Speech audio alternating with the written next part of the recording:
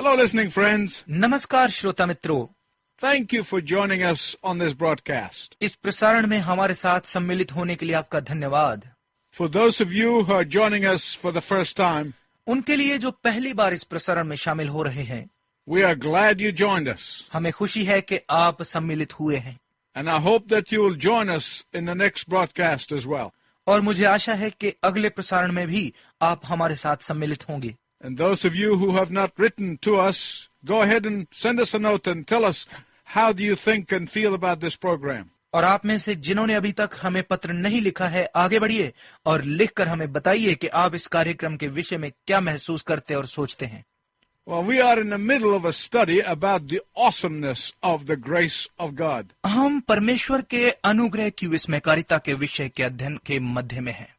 I said many of us have used the word grace in everyday living. मैंने कहा था कि हम में से बहुत सारे लोग इस शब्द अनुग्रह का रोजाना जीवन में प्रयोग करते हैं। Whenever we hear of someone who is no longer the boss's favorite employee, जब भी हम किसी ऐसे व्यक्ति के विषय में सुनते हैं जो अब अपने अधिकारी का मनपसंद मुलाजिम नहीं रहा, we say he has fallen from grace. हम कहते हैं कि उस पर से अनुग्रह हट गया है। Whenever we hear of someone who committed a public sin and we discover that sin, जब हमें किसी ऐसे व्यक्ति के विषय में पता चलता है जिसने कोई सार्वजनिक पाप किया है और हमें उस पाप का पता चल जाता है, we say he has fallen from grace. हम कहते हैं कि वो अनुग्रह से गिर चुका है। Whenever we know of someone who turned away from the faith, जब भी हमें किसी ऐसे व्यक्ति के विषय में पता चलता है जो विश्वास से हट गया है, we say that he has fallen from grace. हम कहते हैं कि वो अनुग्रह से गिर गया है।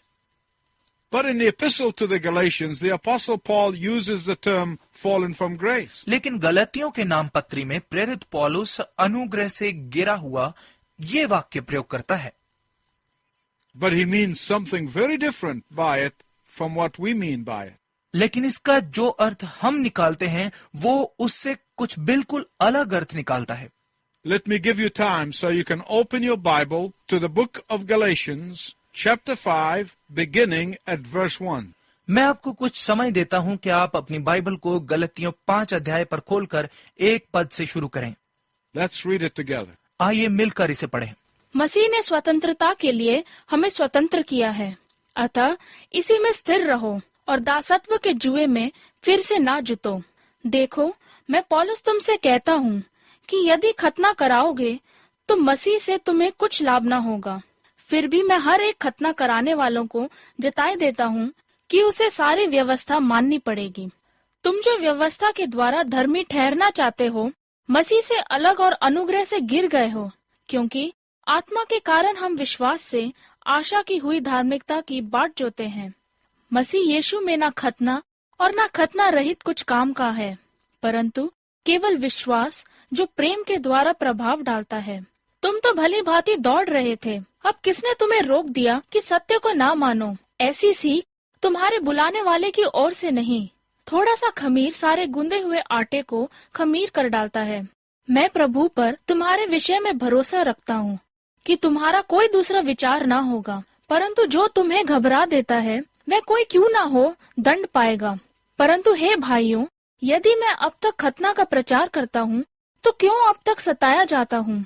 फिर तो क्रूस की ठोकर जाती रही। भला होता कि जो तुम्हें डावाडोल करते हैं वे अपने अंग ही काट डालते। हे भाइयों, तुम स्वतंत्र होने के लिए बुलाए गए हो, परंतु ऐसा ना हो कि यह स्वतंत्रता शारीरिक कामों के लिए अवसर बने, वरन प्रेम से एक दूसरे के दास बनो। क्योंकि सारी व्यवस्था इस एक ही बात में पूरी हो जाती है, तू अपने पड़ोसी से अपने समान प्रेम रख। पर यदि तुम एक दूसरे को दांत से काटते और फाड़ खाते हो तो चौकस रहो कि एक दूसरे का सत्यानाश ना कर दो।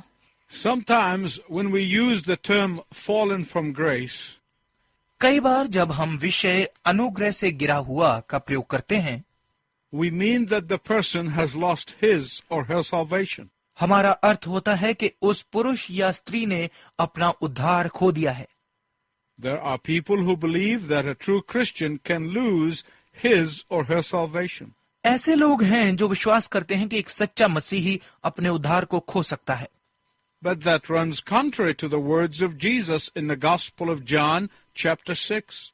लेकिन ये यूहन्ना रचित सुसमाचार 6 अध्याय में यीशु के शब्दों के विपरीत है। Those whom the Father has given me, said Jesus, I will lose none. यीशु ने कहा, जिन्हें पिता ने मुझे दिया है, मैं उनमें से किसी को ना खोऊंगा। Oh, to be sure. ओ निश्चित होने के लिए। The scripture exhorts us to fulfill our salvation in fear and trembling. वचन हमें प्रोत्साहित करता है कि हम अपने उद्धार को भय और कांपते हुए संपूर्ण करें। But those who are saved will always fulfill their salvation with fear and trembling. लेकिन वो जो बचाए गए हैं वो हमेशा अपने उद्धार को कांपते हुए और भय के साथ संपूर्ण करेंगे। There are Christians who live a life that is lacking in joy, peace and hope. कई ऐसे मसीही हैं जो ऐसा जीवन जीते हैं जिसमें आनंद, खुशी और आशा की कमी है। Why? क्यों? Simply because they do not know from day to day whether they will go to heaven or not. सिर्फ इस कारण क्योंकि वे प्रतिदिन नहीं जानते कि वो स्वर्ग जाएंगे या नहीं। I knew a man whose father belonged to such a church. मैं एक ऐसे व्यक्ति को जानता था जिसके पिता का संबंध एक ऐसी ही कलीसिया से था। It was a church that taught that you could fall in and out of grace. ये ऐसी कलीसिया थी जो सिखाती थी कि आप अनुग्रह में और अनुग्रह से बाहर गिर सकते हैं, Depending on your conduct at a given moment. निर्भर करता है सही समय पर आपके व्यवहार पर। But that's a different subject. लेकिन ये एक अलग विषय है। These people who have been brought up in legalism will probably struggle with it for a long time. ये लोग जिन्हें नियम प्रणाली में लाया गया है शायद लंबे समय तक इसके साथ संघर्ष करते रहेंगे। A famous man once said, एक प्रसिद्ध व्यक्ति ने एक बार कहा, I repudiated legalism intellectually and theologically in 1946. 1946 में मैंने नियम प्रणाली को दिमागी और धार्मिक तौर पर त्याग दिया।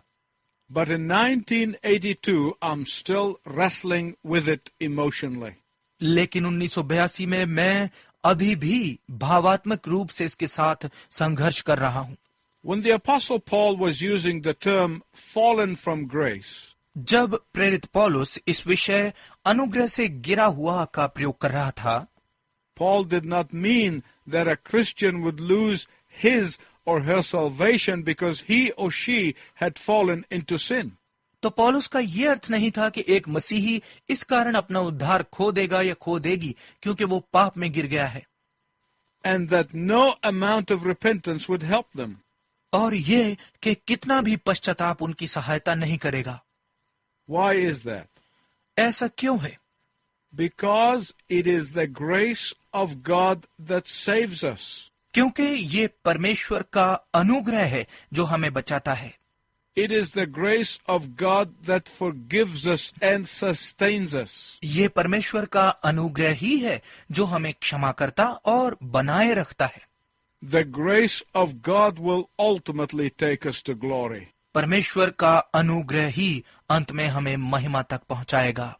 Listen very carefully because this is important. बहुत ध्यानपूर्वक सुनिए क्योंकि ये बहुत महत्वपूर्ण है। Legalism says, नियम प्रणाली कहती है, you are not saved by God's grace alone. आप केवल परमेश्वर के अनुग्रह के द्वारा ही नहीं बचाए जाते, but rather by keeping certain external rules as well. लेकिन इसके अतिरिक्त कुछ खास बाहरी नियमों का पालन करने के द्वारा भी। Legalism tells you the clothes that you should wear. नियम प्रणाली आपको कपड़े बताती है जो आपको पहनने चाहिए। Legalism tells you the type of music that you should listen to. नियम प्रणाली आपको बताती है कि किस प्रकार का संगीत आपको सुनना चाहिए। Legalism tells you the style of worship that you must use. नियम प्रणाली आपको आराधना का तरीका बताती है जो आपको प्रयोग करना चाहिए। Legalism tells you the length of the dress that you must wear. नियम प्रणाली आपको कपड़ों की लंबाई बताती है जो आपको पहनने चाहिए। Legalism tells you the proper length of your hair. नियम प्रणाली आपको आपके बालों की उपयुक्त लंबाई बताती है। Legalism controls every facet of our lives. नियम प्रणाली हमारे जीवन के हर पहलू को नियंत्रित करती है। There are people even today who believe that you can only please God by observing these external rules and rituals. आज भी ऐसे लोग हैं जो विश्वास करते हैं कि आप केवल उन बाहरी नियमों और रिवाजों को मानकर ही परमेश्वर को प्रसन्न कर सकते हैं। We saw in the last broadcast how we are saved by grace alone. पिछले प्रसारण में हमने देखा कि कैसे हम केवल अनुग्रह के द्वारा ही बचाए जाते हैं, Through faith alone. केवल विश्वास के द्वारा। We saw that even our faith is not of our making, but it is God's gift to us. हमने देखा कि हमारा विश्वास भी हमारी रचना नहीं है, लेकिन ये परमेश्वर की ओर से हमारे लिए एक दान है। We heard what Paul said in Ephesians 2, हमने सुना कि इफिसियों 2 अध्याय में पौलुस ने क्या कहा, that we were dead in sin and trespasses. कि हम पाप और गुनाहों में मुर्दा थे, And dead people cannot believe. और मुर्दा लोग विश्वास नहीं कर सकते। Therefore God breathed his faith in us, इसलिए परमेश्वर ने अपना विश्वास हमारे अंदर डाला, in order that we may be able to receive the grace of God. ताकि हम परमेश्वर का अनुग्रह प्राप्त कर पाएं। You know, there's a story that I would like to use as an illustration here. आप जानते हैं कि एक कहानी है जिसे मैं यहाँ एक उदाहरण के रूप में प्रयोग करना चाहूंगा। There was a man who was giving his testimony in a legalistic church. एक व्यक्ति एक नियमपूर्ण कलीसिया में अपनी साक्षी दे रहा था। The church believed that God did his part, कलीसिया का विश्वास था कि परमेश्वर ने अपना हिस्सा पूरा कर दिया है, but the people also had to do their part to earn their salvation. लेकिन लोगों को भी अपना उद्धार खरीदने के लिए अपना हिस्सा पूरा करना होगा। In other words, they believed that salvation was some kind of a corporate effort. दूसरे शब्दों में उनका विश्वास था कि मुक्ति किसी प्रकार का सामूहिक प्रयत्न है। And this man got up to give his testimony. और ये व्यक्ति अपनी साक्षी देने के लिए खड़ा हुआ। He gave all the glory to God and the grace of God. उसने सारी महिमा परमेश्वर को और परमेश्वर के अनुग्रह को दी। He never once claimed that he did anything to deserve God's grace. उसने एक बार भी ये दावा नहीं किया कि उसने कुछ ऐसा किया जिससे वो परमेश्वर के अनुग्रह का हकदार बना। Then the pastor stood up and said to the man, फिर पादरी उठा और उस व्यक्ति से कहा, "You told us about the grace of God in your life, but what about your part?" तुमने हमें अपने जीवन में परमेश्वर के अनुग्रह के विषय में बताया, लेकिन तुम्हारे अपने हिस्से का क्या? And the man replied, और उस व्यक्ति ने उत्तर दिया, "Oh, yes, I did, but let me repeat it for you. ओ हाँ, मैंने भी किया, लेकिन मैं इसे आपके लिए दोहराता हूँ। For more than 30 years, I ran away from God as fast as my sin could carry me. 30 से अधिक सालों तक मैं परमेश्वर से इतना दूर भागता रहा जितना मुझे मेरे पाप ले जा सकते थे। That was my part. ये मेरा हिस्सा था। But God took out after me and ran me down. लेकिन परमेश्वर मेरे पीछे आया और मुझे वापस दौड़ा लाया। That was his part. ये उसका हिस्सा था। Please listen carefully, my listening friend. मेरे श्रोता मित्र, कृपया ध्यानपूर्वक सुनिए।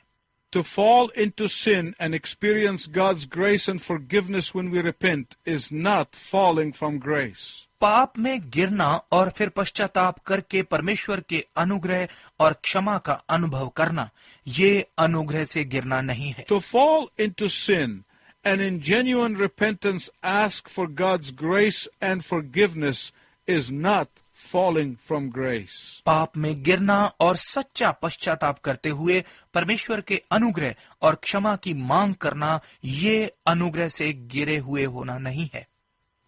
So what is falling from grace all about then? तो फिर अनुग्रह से गिरे हुए होना ये सब किस बारे में है? Falling from grace is when you cease to believe that only God's grace can save you. अनुग्रह से गिरना वो है जब आप ये विश्वास करना बंद कर देते हैं कि केवल परमेश्वर का अनुग्रह ही आपको बचा सकता है। Falling from grace is when you trust in some rule or a man-made regulation to get you to heaven. अनुग्रह से गिरना वो है जब आप किसी नियम या मानव निर्मित अधिनियम में ये विश्वास करने लगते हैं कि ये आपको स्वर्ग ले जा सकते हैं। Falling from grace is when you believe that salvation is in a certain church. अनुग्रह से गिरना ये है जब आप ये विश्वास करने लगते हैं कि उद्धार किसी एक खास कलीसिया में है। Falling from grace is when you believe that salvation comes from following a certain dogma. अनुग्रह से गिरना ये है जब आप ये विश्वास करते हैं कि उद्धार किसी खास सिद्धांत को मानने से मिलता है। Falling from grace is when you add something else to the grace of God to give you God's favor. अनुग्रह से गिरना तब है जब आप परमेश्वर के अनुग्रह में कुछ और मिलाते हैं ताकि इससे आप परमेश्वर का पक्ष प्राप्त कर सकें। Why? क्यों? Because God's grace is precious, unmerited favor. क्योंकि परमेश्वर का अनुग्रह कीमती है, अयोग्य के प्रति पक्ष। God can give you His grace right now. परमेश्वर आपको इसी वक्त अपना अनुग्रह दे सकता है। Not because you deserve it. इसलिए नहीं कि आप इसका अधिकार रखते हैं, Not because you can earn it. इसलिए नहीं कि आप इसे कमाते हैं, Not because you can be good enough to receive it. इसलिए नहीं कि आप में इसे प्राप्त करने लायक अच्छाई है, But because He freely gives it. लेकिन इसलिए क्योंकि वो मुफ्त में देता है। Will you ask God for His grace today? क्या आज आप परमेश्वर से उसका अनुग्रह मांगेंगे? He promised that no one who will ask for His grace will be turned down. उसने वादा किया है कि कोई भी जो उसका अनुग्रह मांगेगा उससे इनकार नहीं किया जाएगा। You have God's own assurance of this. इसके लिए आपके पास स्वयं परमेश्वर का आश्वासन है। He said, उसने कहा, Seek and you shall find. ढूंढो और तुम पाओगे, Knock and it shall be open unto you. खटखटाओ और तुम्हारे लिए खोला जाएगा। Will you ask Him today for His grace? क्या आज आप उससे उसका अनुग्रह मांगेंगे? Your eternity is dependent on this grace. आपका अनंत काल इस अनुग्रह पर निर्भर है। God wants to give it to you. परमेश्वर इसे आपको देना चाहता है। Will you humble yourself and receive it? क्या आप स्वयं को नम्र करते हुए इसे प्राप्त करेंगे? Because you have to ask for it. क्योंकि आपको इसे मांगना पड़ेगा And He will give it to you. और वो ये आपको दे देगा। And I want you to tune in next time और मैं चाहता हूं कि आप अगली बार भी शामिल हों, when we will look more closely at this legalism that Paul warns against. जब हम इस नियम प्रणाली को और नजदीक से देखेंगे जिसके विरुद्ध पौलुस हमें सावधान करता है। And we're going to look at the power of grace that can free you from this legalism. और फिर हम अनुग्रह की उस शक्ति को भी देखेंगे जो आपको इस नियम प्रणाली से स्वतंत्र कर सकती है। Until we meet again, I wish you God's richest blessing. दोबारा मिलने तक मैं आपके लिए परमेश्वर की उत्तम आशीष की कामना करता हूँ।